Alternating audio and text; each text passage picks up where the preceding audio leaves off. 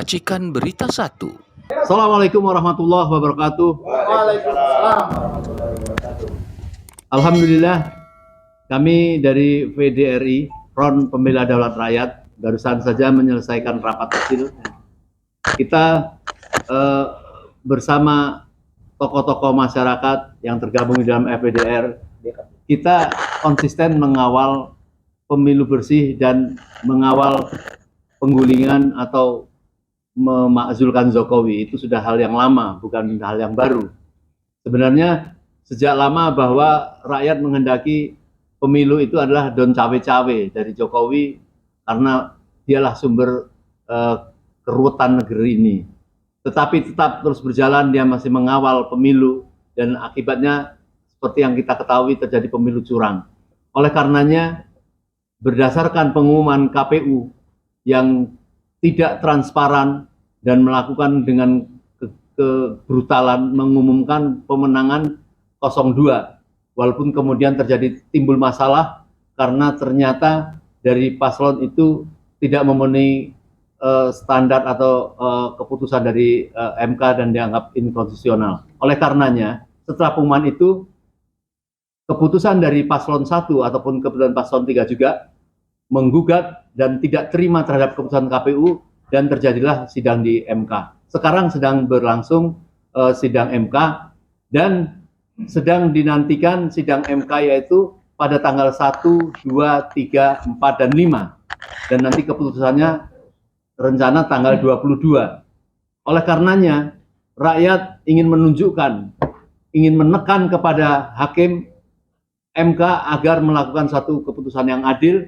Makanya kita mengawal semua tim hukum yang sedang menggugat, yaitu pada tanggal 1, 2, 3, 4, 5. Tetapi saat ini kita mengumumkan bahwa tanggal 3 dan 5 kita akan membuat panggung rakyat di sekitar MK untuk menampilkan seluruh para tokoh dan para rakyat-rakyat dari luar kota untuk berduyun-duyun hadir untuk menunjukkan bahwa kita mengawal jangan sampai ya main-main hakim MK tidak melakukan transparan fakta-fakta hukum dan bahkan konon katanya ada yang meminta untuk dibukakan sirekap dan misalnya tidak mampu membukakan itu bagian-bagian yang tidak transparan. Oleh karenanya maka kita mengawal dan kita tutup kawalan rakyat itu ditunggu sampai tanggal 22. Apabila tanggal 22 MK tetap mengumumkan sesuatu yang merugikan rakyat, tidak mendiskualifikasi paslon 2, maka tentu akan terjadi kemarahan rakyat pada tanggal 22 itu, dan kita semua harus mengawal rakyat harus menang. Saya kira mungkin itu dari saya. Saya silakan Bang Egy. Itu lady first. Oke. Assalamualaikum warahmatullahi wabarakatuh. Tidak panjang lebar, dari mulai proses pemilu, kampanye, proses pemilu, dan pasca pemilu kita bisa tahu sendiri seperti apa faktanya. Lalu sekarang kawal KPU, kawal Bawaslu, dan terakhir adalah kawal MK. Bagaimana bisa rakyat menang ketika MK memutuskan yang tidak sesuai untuk rakyat? Untuk itu tanggal 3 dan 5 akan kita gunakan untuk mengadakan panggung rakyat suara demokrasi. Satu kali lagi, tanggal 5 dan tanggal 3 dan 5 akan ada panggung rakyat suara demokrasi dalam rangka mengawal sidang MK yang endingnya nanti pada tanggal 22 April akan diputuskan. Nah, keputusan MK akan seperti apa dan pastinya akan berdampak bagi rakyat. Untuk itu, untuk seluruh rakyat Indonesia dimanapun Anda berada, dan terutama saya mewakili emak-emak, silahkan. Karena pada faktanya emak-emak yang sekarang mendominasi ada di lapangan, hadir di MK pada tanggal 5, daftaran 3 dan 5 di MK jam 16.00 sampai selesai. Sebelum nanti pada tanggal 22 April 2024 kita dengarkan putusan MK yang sebenarnya. Itu saja dari saya. Terima kasih dan Assalamualaikum warahmatullahi wabarakatuh. Akhir, konsisten, istiqomah, semangat. Kita tetap ada di perjuangan untuk perubahan dan untuk kemaslahatan umat di Indonesia. Tetap berdiri di negara para bedebah. Wassalamualaikum warahmatullahi wabarakatuh. Waalaikumsalam. Nenek. Lanjut. Nih, Epai kadus tapi. Belegur. Udah Yusuf. Ngomong bubar nih. Assalamualaikum warahmatullahi wabarakatuh. Saudara permisa sebangsa dan setanah air. Hari-hari ini kita melihat bahwa negara bangsa Indonesia sudah keluar dari jalurnya.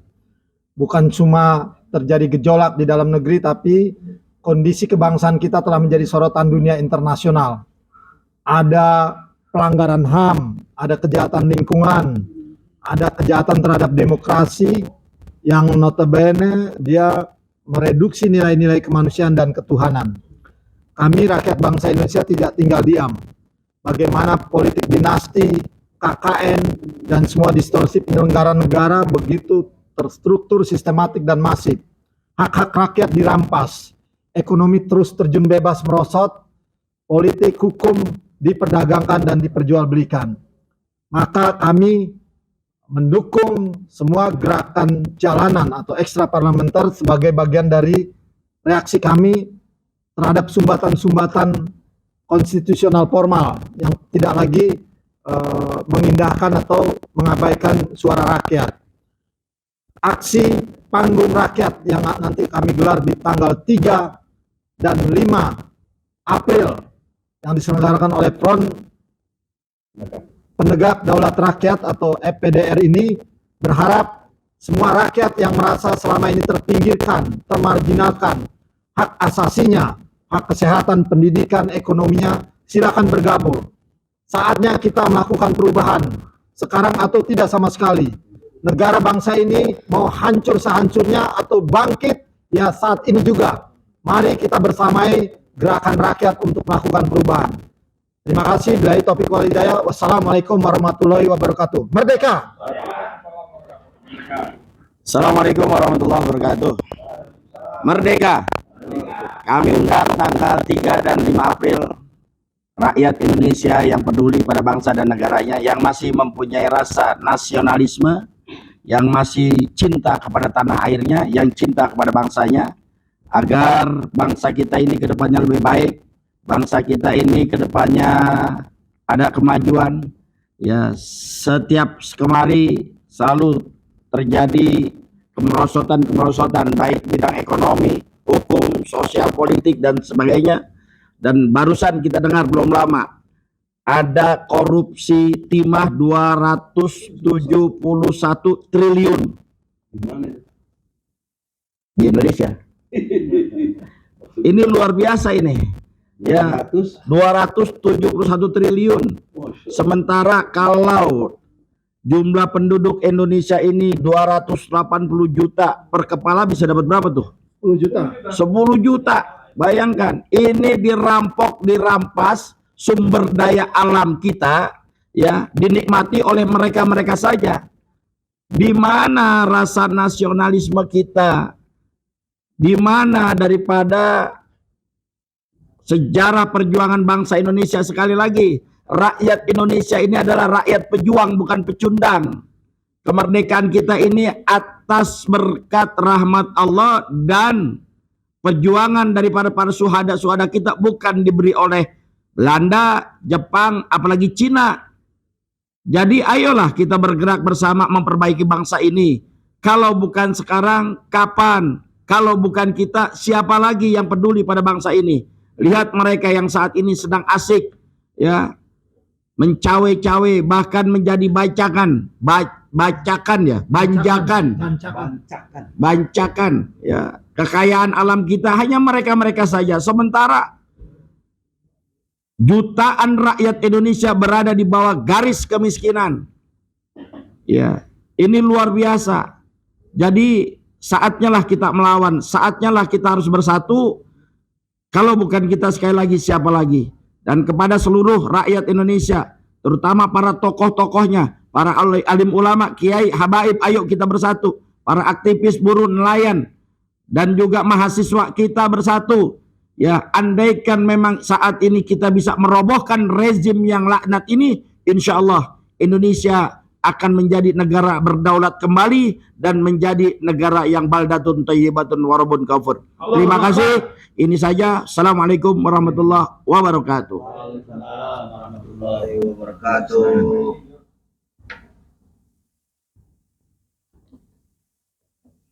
Ya, bismillahirrahmanirrahim. Assalamualaikum warahmatullahi wabarakatuh kepada seluruh rakyat Indonesia dimanapun berada, baik dalam dan luar negeri. Hari ini kita sedang berkumpul di suatu tempat ini, kumpul para tokoh, juga aktivis, mama, ustadz, ya kan, dan beberapa teman-teman dari komunitas pelajar dan mahasiswa. Hari ini akan mengagendakan sebuah acara buka puasa sambil berjuang agar MK mampu mendengarkan apa yang menjadi aspirasi rakyat Indonesia. Karena kecurangan pemilu ini terlalu vulgar, terlalu seksi, dan sudah sangat telanjang. Sehingga bukan cuma orang dalam negeri yang tahu, orang luar negeri juga udah pada tahu. Jadi kalau orang luar negeri udah tahu, kita dalam negeri nggak bisa nyelesain, terus ini hakim-hakim konstitusi yang ada di MK ini, lu ngapain aja gitu loh. Ngerti hukum, paham hukum, master hukum, ya kan, tidak bisa menegakkan hukum. Lebih baik jadi tukang sapu jalanan aja, ya kan. Kami sebagai rakyat Indonesia mengingatkan Anda semua, karena Anda semua sebagai hakim-hakim konstitusi adalah benteng dan pengawal konstitusi. Jangan sampai konstitusi kita diinjak-injak, dikangkangi oleh Jokowi dan keluarganya, ya kan. Jangan sampai pula mahkamah hakim-hakim agung, hakim-hakim konstitusi yang ada di MK ini ikut-ikutan cawe-cawe seperti pamannya si Gibran itu yang kemarin kena lagi, apalagi pelanggaran kode etik yang kedua kali. Udah kena kode etik, pelanggaran kode etik 2 kali, harusnya tahu diri, mundur aja, gak usah ngotot jadi hakim konstitusi, bro. Woi Pak Usman, mundur aja lo. Aduh, publik ini udah gerah lihat gaya kalian tuh. Ya, keluarga besar emangnya 285 juta Indonesia, masa mau kalah sama keluarganya Jokowi cuma 5 orang, ya kan. Ya masalah Gusma ikut nggak ikut itu urusan lain, bang, tapi itu menodai konstitusi sebuah majelis tinggi yang diakui oleh negara, ya kan. Itu nggak boleh ada orang-orang tercela demikian ada di lembaga itu. Jika ingin Mahkamah Konstitusi benar-benar terjaga marwahnya, terjaga wibawanya. Nah, kesempatan ini di dalam Pilpres ini, karena 2014 dia itu kesenangan, ya kan, nomor 219 dia ketagihan. Nah, 2024 kecurangannya ini ketahuan loh sekarang. Jadi kecurangan ini bukan cuma ratusan juta Indonesia yang melototin di MK nih, ya kan, orang luar negeri juga pada melototin ini di MK. Jadi kalau MK membuat keputusan tidak menggunakan moral dan akal sehatnya lagi, maka berarti MK termasuk orang yang membudidayakan pelanggaran etik di negeri ini. Dan itu sangat nista sekali. Anda seorang yang hakim, paham hukum, ahli hukum, mengerti hukum, tetapi Anda melegitimasi pelanggaran moral dan etika, maka lebih bagus kalian tidak usah jadi hakim lagi. Jadilah tukang parkir, jadilah tukang sapu di jalan. Itu jauh lebih bagus. Menertibkan orang di tempat parkir dan membersihkan jalanan umum, itu jauh lebih bagus daripada Anda di dalam ruangan ber-AC, di atas kursi yang empuk, tapi Anda hanya mempermainkan hukum, mempermainkan harga diri bangsa kita, mempermainkan harkat dan martabat Mahkamah Konstitusi yang katanya tahun 2004 10 besar Mahkamah Konstitusi di seluruh dunia terbaik. Hari ini sudah dinistakan gara-gara kelakuan Anwar Usman. Nah, tugas Pak Suhartoyo, tugas Pak Saldi Isra, tugas Pak Daniel, tugas apalagi 8 hakim lain itu, yuk kembalikan marwah Mahkamah Konstitusi kita yang dulu pernah berjaya, harusnya menjadi lebih bagus, ya kan. Putuskan perkara Pilpres ini dengan sebaik-baiknya, dengan menghormati, menyaksikan kecurangan-kecurangan juga vulgar ini. Anda harus mengambil sikap. Tidak usah takut itu siapa itu Hotman Paris itu katanya pengacara hebat, siapa lagi itu Yusril katanya pengacara hebat, siapa lagi di situ Otto Hasibuan katanya mereka nggak hebat. Bagi kita rakyat Indonesia yang hebat hanya Allah Subhanahu Wa Taala, Nabi Muhammad SAW. Mereka itu ya elah, lu boleh pakar di situ, tapi ini hakim konstitusi tata negara, ya kan. Bagaimana mungkin kayak Yusril udah jilat ludahnya kembali, sudahlah berhentilah kau jadi penjilat profesor. Gak usah menggelar profesor kalau kau kerja kau menjilat udah kau sendiri. Apapun retorika yang kau bangun, kau tidak setia dengan kekuatan rakyat.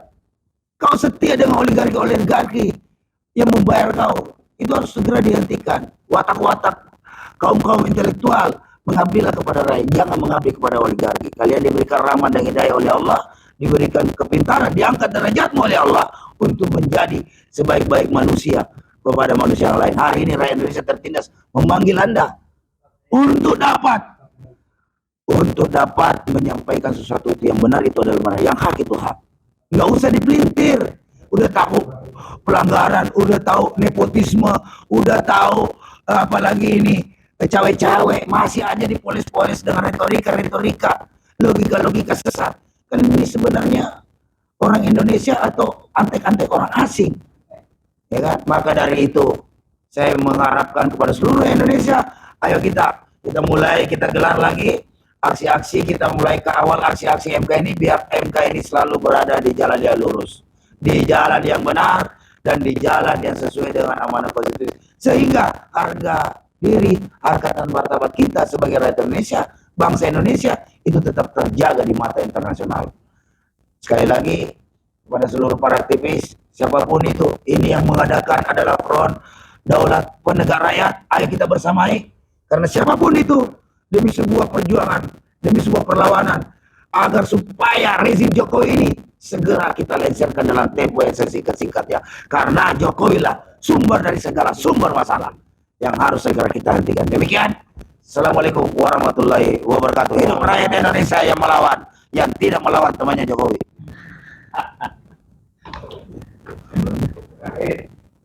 Bismillahirrahmanirrahim. Assalamualaikum warahmatullahi wabarakatuh. Waalaikumsalam warahmatullahi wabarakatuh.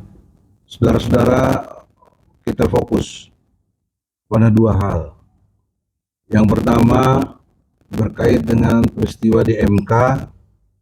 Yang kedua peristiwa politik, untuk fokus kepada bahasa Om tadi, pemakjulan, atau saya lebih senang dengan lengser, ya, atau mundurnya Jokowi. Karena sejak tahun 2022 atau 2020 saya bersama PPMI-nya Deng Wahidin sudah mengumandangkan, menginformasikan perlunya Jokowi mundur. Jadi sudah 4 tahun lalu, ya, dan sudah menggugat ke Pengadilan Negeri Jakarta Pusat. Dan tapi dengan enaknya aja PN mengalahkan begitu saja. Saudara-saudara, dari dua peristiwa ini, yang pertama kaitan dengan MK, berarti peristiwa hukum, harus dimengerti basis dasar berpikir kita terhadap Undang-Undang Dasar 45, yaitu pasal 1, ayat 1, ayat 2, dan 3. Bahwa Indonesia ini berbentuk republik, bukan dinasti, bukan monarki, tapi republik. Kata republik, semua orang tahu. Kembali, publik itu rakyat. Jadi kembali kepada rakyat, kembali kepada kepentingan umum dalam pengertian rakyat Indonesia seluruhnya. Yang kedua, negeri ini berdasar kepada kedaulatan rakyat, ayat 2-nya. Jadi yang berdaulat di negeri ini adalah rakyat.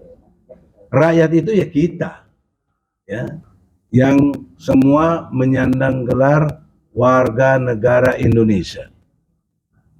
Yang ketiga, ayat 3 dari pasal 1 UUD 45 ini adalah negeri kita negeri hukum. Jadi hukum sebagai parameter. Jadi tidak maksud, bukan negara kekuasaan seenaknya saja yang telah dilakukan oleh Jokowi atau Presiden Joko Widodo, Presiden RI ke-7. Nah sekarang sudut pandang ini penting untuk menempatkan Jokowi sebagai public enemy. Public enemy. Seperti 98 public enemy-nya Soeharto. Kalau tidak, maka persepsi kita bisa beda-beda, pandangan kita bisa beda-beda, gerakan jadi beda-beda. Dalam konteks inilah, untuk melakukan satu gerakan politik, dimulai tanggal 1, jauh sebelum tanggal 22, seyogyanya Jokowi sudah lengser. Itu baru tahu. Jadi gerakannya harus sistematis. Karena pemikiran saya ini objektif, sistematis, toleran kepada satu keadaannya. Dan sikapnya jujur, benar, adil. Nah, objektivitasnya adalah kita tidak boleh memihak terhadap 01, 02, 03. Karena kalau sudah memihak, jatuhnya subjektif. Gerakannya menjadi sangat subjektif, jadi kepentingan yang muncul. Bukan lagi untuk negara dan rakyat. Akan dilibas oleh kepentingan-kepentingan politik lainnya. Objektivitasnya, kita adalah menyoroti dari sudut pandang politik dan hukum adalah pembukaan UUD 45 berkait alinea keempat tentang tugas pokok presiden. Tugas pokok presiden itu ada 4. 1, menjaga tumpah darah seluruh rakyat Indonesia. Kedua, mensejahterakan secara umum untuk seluruh rakyat Indonesia. Ketiga, mencerdaskan kehidupan bangsa. Keempat, menjaga ketertiban dunia sehingga segala bentuk penjajahan di muka bumi harus dihilangkan. Nah, fokusnya, kekeliruannya dalam konteks reformasi dengan adanya presiden dipilih langsung, one man one vote, ini bukan lagi Pancasila. Ini sudah bertentangan dengan sila keempat Pancasila, kerakyatan yang dipimpin oleh hikmah kebijaksanaan dalam permusyawaratan perwakilan. Yang ada sekarang liberalis kapitalis. Jadi jangankan dibenturkan dengan Al-Quran atau hadis Nabi, dengan Pancasila itu sendiri aja pemilu, pilpres sekarang ini bertentangan dengan sila keempat. Karena pilpres itu bahkan pilkadanya juga adalah one man one vote, itu adalah sistem liberalis kapitalis. Jadi bagaimana kalian omdo aja bilang Pancasila harga mati, kalian bilang Pancasila harus dipertahankan sampai kapanpun, tapi faktanya kalian bertentangan dengan Pancasila. Maka perkembangan terbaru dalam perspektif ideologi terjadilah 3 hal penting. 1, feodalisme, sehingga muncul ada istilah politik dinasti. Kedua, oligarki. Ketiga, transaksional, wanipiro. Ya, kita tahu untuk jadi anggota DPR aja perlu kurang lebih 20-30 miliar. Dan untuk presiden, triliunan bisa habis uang karena itu. Bahkan untuk yang kemarin, dari bansosnya saja sudah 497 triliun habis. Dipakai untuk kepentingan pribadi kelompok golongan mereka. Padahal bansos ini uang rakyat. Makanya ini pantas kecurangan dibongkar di MK. Tolong Ibu Risma, Mensos, berikan kesaksian yang benar. Karena menurut pengetahuan saya, cuma habis kurang lebih 97 sampai 98 triliun. Lalu berapa? 78? 87. 78 triliun. Berarti 400-annya tadi kemana uang itu? Kemana? Itulah tadi yang disebut dengan moral hazard korupsi yang gila-gilaan.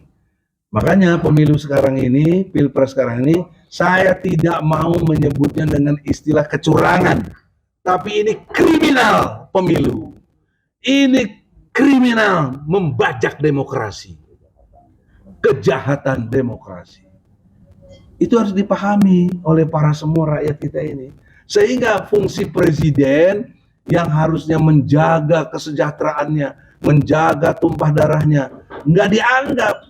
2019 9 orang mati, KPPS-nya bahkan ada sampai 800 orang mati. Coba bayangkan, bagaimana fungsi presiden menjaga dari segi itu? Tidak boleh diotopsi lagi. Ini kan ngaco. Jadi ini kriminalnya adalah TSMBG. TSMBG itu apa? Terstruktur, sistematis, masif, brutal, gila. Wah. Tambah J lagi, jahat. J lagi, jahanam. Jorok. Jokowi. Ya makanya dia jadi public enemy gitu. Jadi persepsi kita, tolong aktivis-aktivis yang terhormat, siapapun yang ingin tergerak hatinya ada rasa ketidakadilan yang terjadi, bangkit. Kumfa anjir, bangkit. Untuk bisa melakukan satu perubahan-perubahan. Allah tidak mau merubah satu kaum kalau kaum itu sendiri tidak mau merubahnya. Nah, Ustadz Eka hafal itu ayat itu. Jadi oleh karena Ustadz Edi lebih hafal lagi itu, luar biasa. Oleh karena itu saudara-saudara, dalam kesempatan ini fokus gerakan sekarang. Ya. Jangan 3-5, mulai tanggal 1, walaupun seberapa nanti bergelombang. Karena putusan itu tanggal 22, tapi kondisi putusan itu dari tanggal 1 sampai 5. Jadi jangan kita pakai jeda-jeda kayak makan obat. Nah, mulainya dari tanggal 1. Karena udah masuk azan, kita singkatkan dulu Pak. Ini lebih mahal dari puasa ini.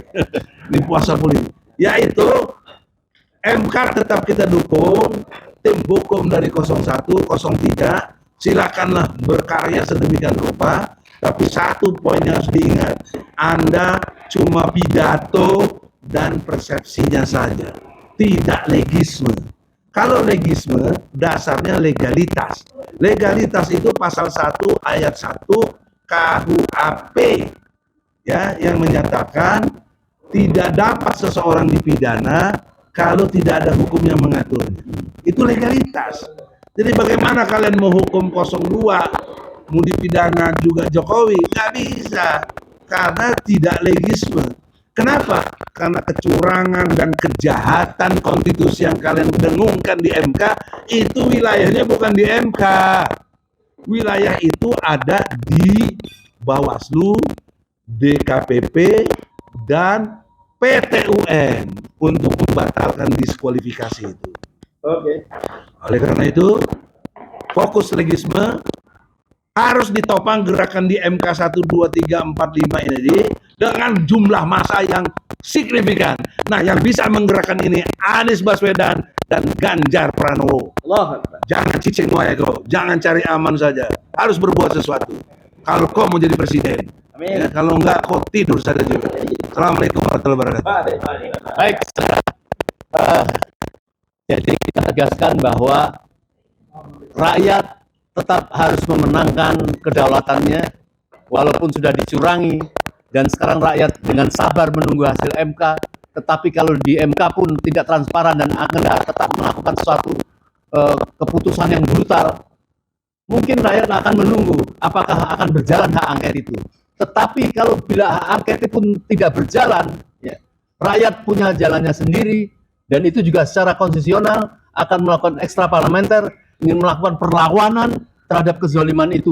Oleh karenanya, rakyat semua pada saat ini harus turut bersama-sama massa besar untuk menggulingkan atau untuk mengekup atau untuk mengepung, mulai boleh melalui nanti pengepungan DPR atau istana, itu nanti terserah pada rakyat. Insya Allah kita hadir pada panggung terbuka rakyat tanggal 3 dan tanggal 5 mulai tanggal 1. Kalau resmi tanggal 3 tanggal 5, tapi saya yakin tanggal 1 sampai 5 panggung rakyat itu juga akan diisi oleh dari rakyat dari mana-mana. Sekian, Assalamualaikum warahmatullahi wabarakatuh. Merdeka!